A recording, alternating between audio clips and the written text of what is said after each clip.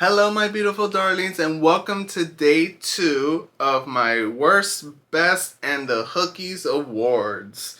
I don't know what to call a series, so I'm just going with that. But if you're new here, my name is Andres, and if you're hooked on books and stitches, you've come to the right place.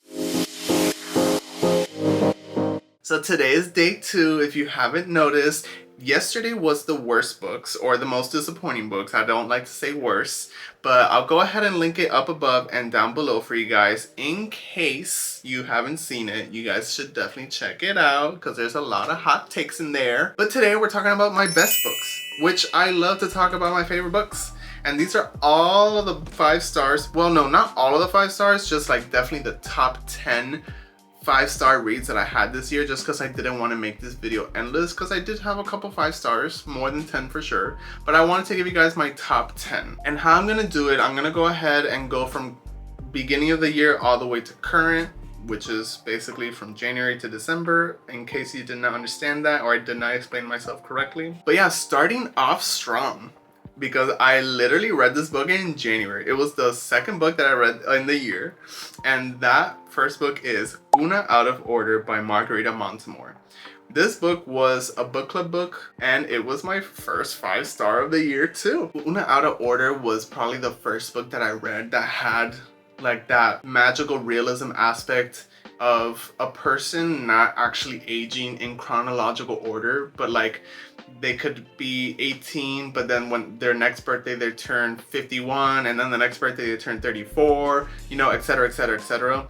I thought that that was so cool, and the actual character development of Una throughout the entire story was so well done, especially for someone that was not aging in chronological order exteriorly. I mean, not like internally, but exteriorly they were. It was such a cool concept. It was such a fun read. I really like Una was such an enjoyable and likable character. Loved it, and I highly recommend for you guys to read it if you haven't, because it's so good. The second best book of 2025 for me was Hidden Pictures by Jason Rekulak. This one was one of the first horror books that I read in the year. I like to read horror any time of the year. I'm not only a spooky season horror reader, I read it any time of the year. And this was one of the first books that I read that also involved images within the book. And that was the coolest concept to me ever. Like, I know that there's a bunch of books out there that probably have it, but that was the first one I read, and I was like, oh my god, this is so cool. And just the whole story itself was really intriguing. Like, it was actually felt creepy, and it had that little kid scary factor. And if you saw my most disappointing books of 2025 video, you guys will have seen that I did not enjoy Incidents Around the House, which is told from the little girl's perspective.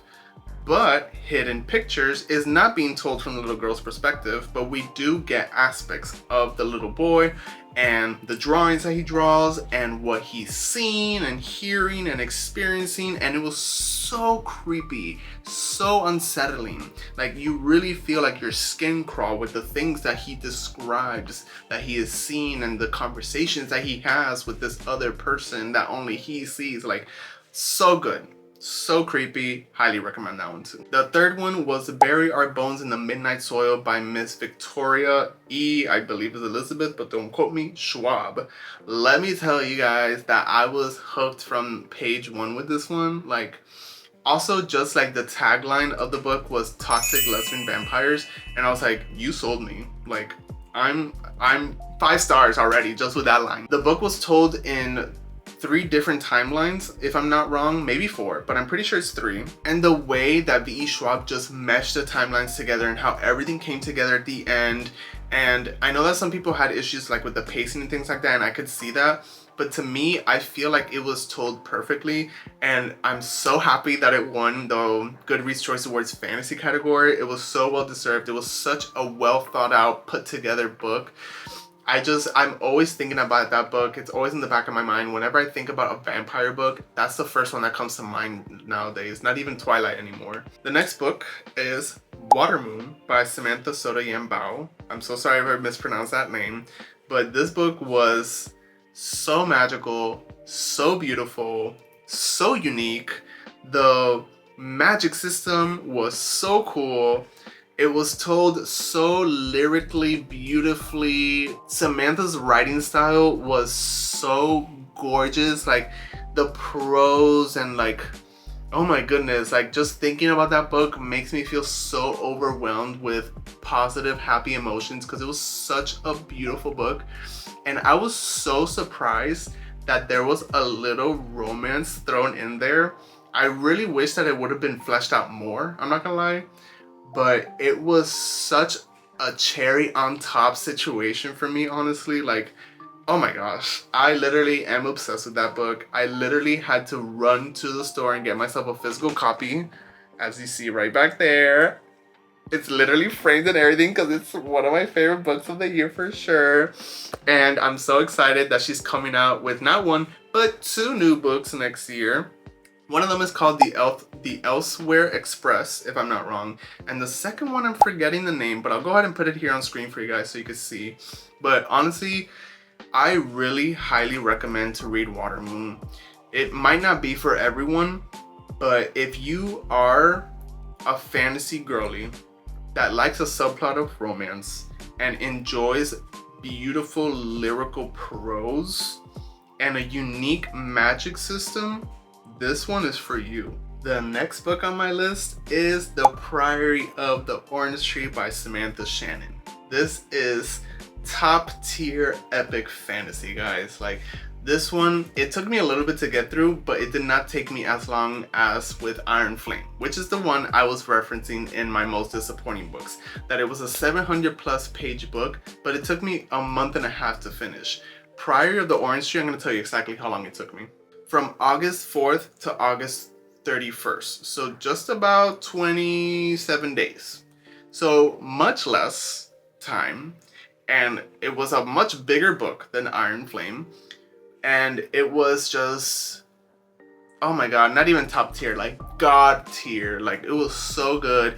I've been dying to get into A Day of Fallen Night, but there's been so many things, like other books I was reading for videos and other things, like other books for my book clubs and things like that, so I haven't gotten into it just yet, unfortunately, but I'm definitely gonna get into it as soon as possible. I want it to be like the first book that I read in 2026. But The Priory of the Orange Tree, we're following 4 different characters, but they all mesh together, very similar to like Bury Our Bones in the Midnight Soil.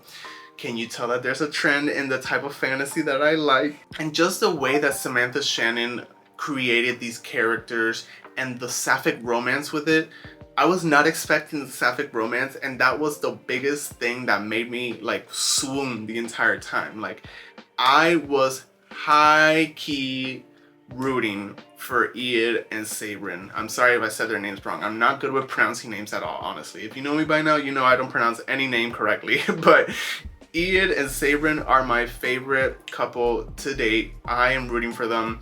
And I think, don't quote me on this either, that Samantha Shannon is working on a book to follow Priory, because A Day of Fallen Night is supposed to be the prequel to The Priory. And then Among the Burning Flowers just came out too, which is also another prequel if I'm not wrong. So there's going to be a sequel to Priory. And if I don't get Iad and Sabrin's relationship, I need their story right now. Samantha Shannon, if you're watching, please. The 6th book on my list is Atmosphere by Taylor Jenkins Reid. This one, wow, like soul crushed, gut punched, heart wrenched, like OMG. The book started out like on a huge, like crazy scene of like, oh my goodness, what is happening? Like, who are these people? Why is this happening? Like, it was crazy. And then we go right back in time to how everything began, and we start to get the relationship between Joan and Vanessa. And that relationship, oh my goodness, guys. I am gay myself, so I can understand the struggles of being in a gay relationship when it's not maybe widely accepted. I am very fortunate that I live in a country that is, you know, legal to get married as a gay couple, and that, you know, obviously everyone has different opinions and it might be looked down upon from others or things of that nature, but I am very fortunate to live in a country where it is legal for gay marriage, and in this story, it's such big, important commentary on the struggles as an LGBTQ plus person living in a time where it's not legal, where it's not widely accepted, and you kind of have to hide those things, and especially even in a professional setting where you still have to be professional, but things are happening where you feel like you need to express your feelings to that person. Like, my goodness, I was sobbing my eyes out with this book, guys. I read this book also, I'm pretty sure, in a vlog. It was either my 24-hour reading challenge or a week in my life vlog. I'll go ahead and link it up above and down below for you guys. But my goodness, I was sobbing so hard, and this book is literally my top book of 2025. I know I have not finished my 10 books, but this is definitely the #1 favorite book of the year for me, because wow, guys, like, amazing, stellar. The way TJR writes her characters and the storytelling, I have no words, literally. Like, I'm at a loss for words at how amazing that book is. And I need you to read it as soon as possible, okay? Like, I'm even standing up, getting closer to the camera to let you know to go read it, okay? Like, go. I'm waiting. Did you get it? Are you reading it? Okay, good. Let me know what you thought about it after in the comments. The 7th book on my list is Wild Card by Elsie Silver. So I read the entire Rose Hill series that was out to date in April of this year, and I was gooped, gagged, obsessed. And I was dying for Wild Card to come out because I was very excited to see how, like, that age gap ex-boyfriend's dad situation was gonna work out. I was like, this is very unique to me. I don't think I've ever read something like that in a romance book, so I was very intrigued. And let me tell you that Elsie Silver does not disappoint ever, guys. Like, this book was so swoon-worthy. The spice was spicing, let me tell you. And I am sincerely obsessed with Sebastian. Like, don't get me wrong, Wes Belmont will always take the #1 in the Rose Hill series as daddy, but Bash is definitely #2. Like, I am in love with who he is and the type of person that he was and how he treated oh my god, I'm forgetting her name, Gwen. How he treated Gwen, it was just top tier. Like, what a man. Sebastian, the man that you are. Elsie Silver, the men that you write, are just obsessed. It was such a good book, and I also highly recommend to read that series too. The 8th book on my list is Onyx Storm by Rebecca Yarros. It's so funny because Fourth Wing, I read it last December, and that was a 5-star read for me. Then I read Iron Flame in January, and I did not enjoy it that much. Go back to my most disappointing books of 2025, and you'll see my thoughts as to why I didn't like it as much.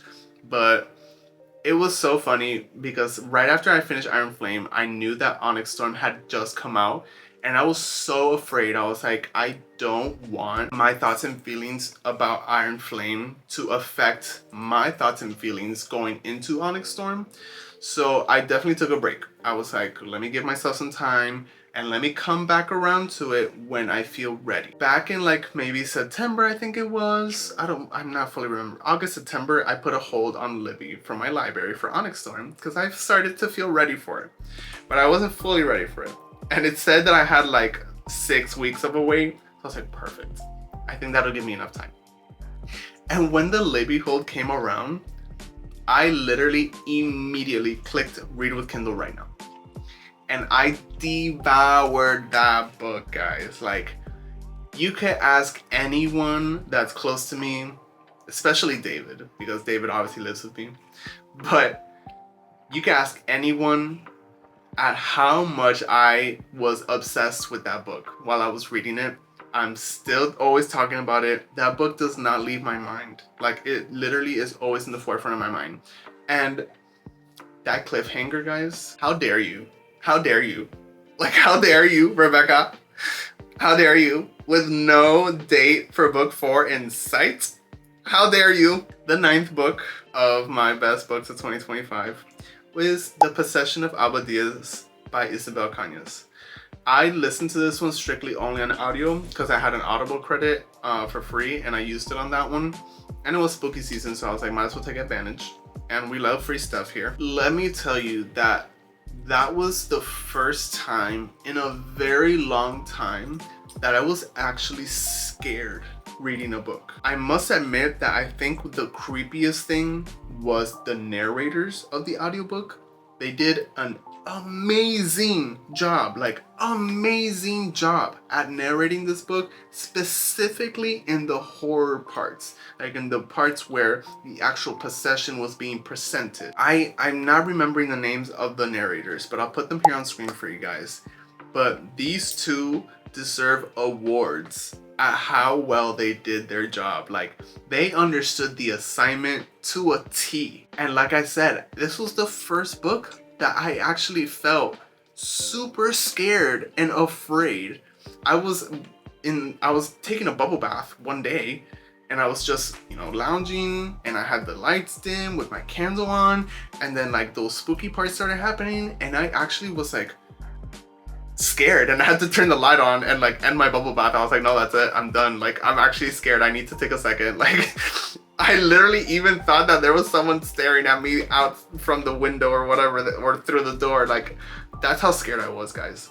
And that is such a good indicator for me that it was a solid, amazing, top tier, god tier horror book for me. I voted for that one for the Goodreads Choice Awards horror category, and I really I wish that I was able to vote from various different accounts for that book, because I think that was the best horror book that I read in 2025, without a doubt, without a doubt. And my 10th best book of 2025 is The Song of Achilles by Madeline Miller. I know that this is like a much older book, and I really don't understand why it took me so long to get to this book, or why I didn't even hear or know about this book until this year. Just like I said with Atmosphere, so crushed, gut punched, heart wrenched. I was sobbing, crying in the club, not well. I had to process the book for at least 3 business days afterwards at that last ending scene. Like, it's another queer love story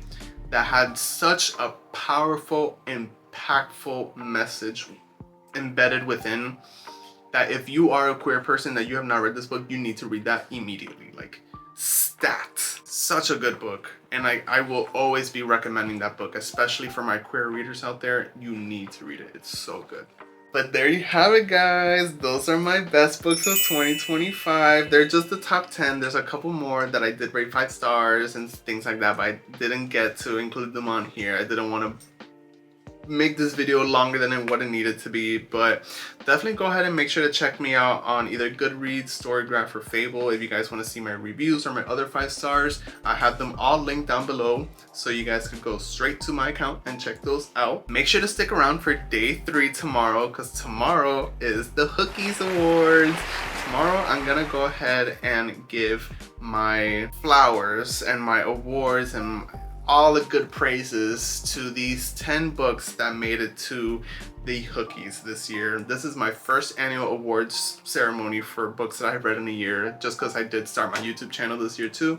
But I'm super excited for you guys to check that video out. So make sure to go ahead and hit that notification bell down there so you're notified when that video goes up. It's gonna be up tomorrow, so be on the lookout because it's coming. And while you're down there, make sure to go ahead and give me a like and subscribe to my channel as well. It does a lot and it means a lot to me when you guys give me a like and also subscribe to my channel, just because I know that you guys are interested in what I'm saying and in my thoughts and my feelings, and you guys are entertained, and that is the biggest thing for me. I always love to make content for you guys. You guys are the most important ones to me, and I couldn't appreciate more all the love that I get on a weekly basis from you guys. And if you made it this far into the video, make sure to go ahead and comment the thumbs up emoji, just so I know who the real ones are that made it all the way to the very end. And with that, my beautiful darlings, let's get hooked.